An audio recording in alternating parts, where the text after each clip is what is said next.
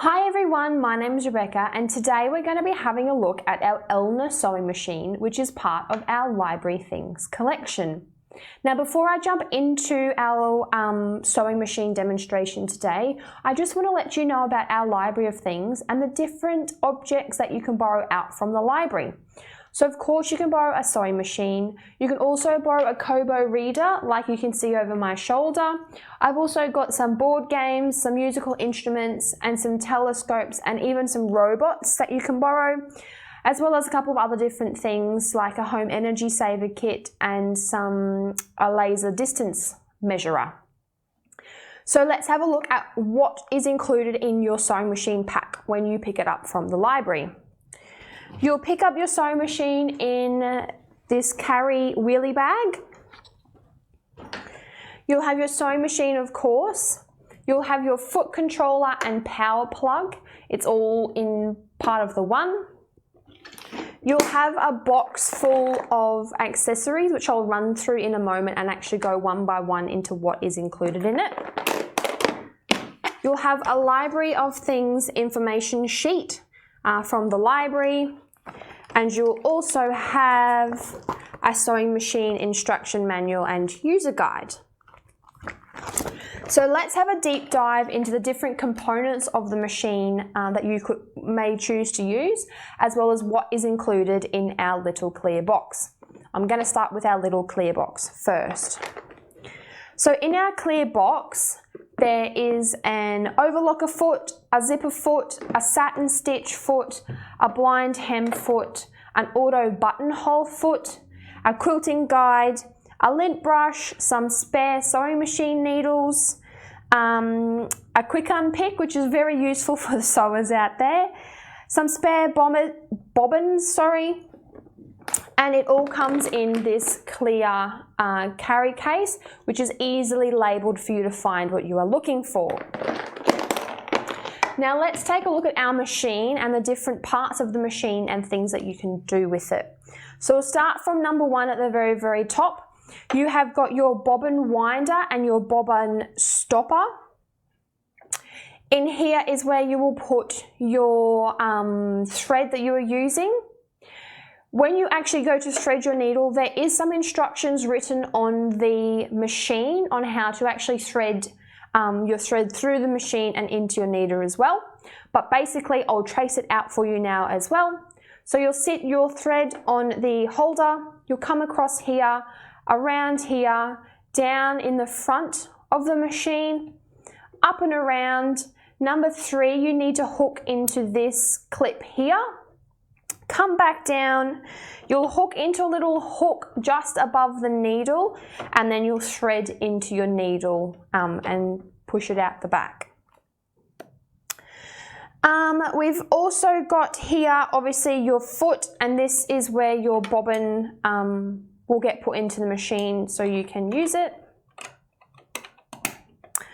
Over on this back side here, which you may not be able to see, is our foot pressure dial. So if you need your foot to be heavier on the plate, that's where you can adjust that one there.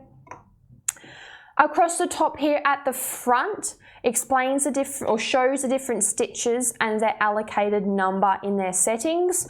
So if you want a simple zigzag stitch, you'll change your dial to number 2.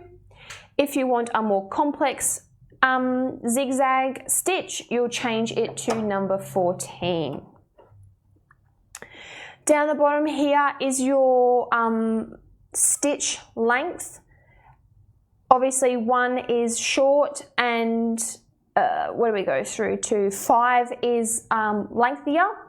Your reverse button is on the front here as well, so push it down quite firmly to move your machine in reverse.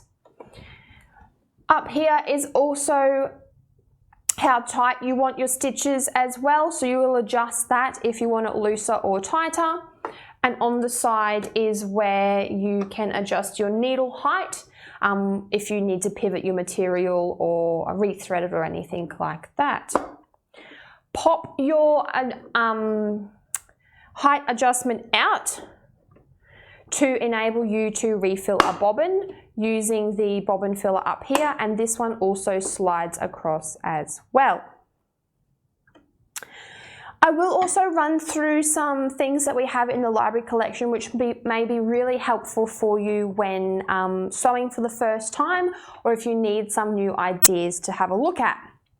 We have these magazines available for all sorts of sewing guides. There's some behind me which has some quilting and handmade items. This one is obviously clothing and fashion. And in the back of these magazines, they contain patterns for you to actually create the clothes that the magazine discuss, which is really helpful. Instead of buying the patterns, you can come alone out a magazine and get the pattern from the back of the magazine. As always, we do have other library collections like our arts and crafts section with books on quilting, fashion design, different handmade things for around the home that you can borrow at any time as well. If you do want to borrow out our sewing machine, you will need to have a library membership, which is free for you to apply for. And you can come in and see if the sewing machine is available at any time, but I do highly recommend you reserve it because it is high in demand, and it will pop you on the list so you don't lose your space from when it will come back next into the library. If you have any questions or concerns, don't hesitate to pop into a branch and speak to one of our lovely staff. If you want to have a look at some online resources as well, on the bottom of our information sheet has some library keyword search words if you'd like to search our catalogue, as well as a website and some magazines which I've discussed previously that may be of use to you. I hope you enjoy using our Eleanor sewing machine as part of our library of things, and we can't wait to see you in the library. Bye!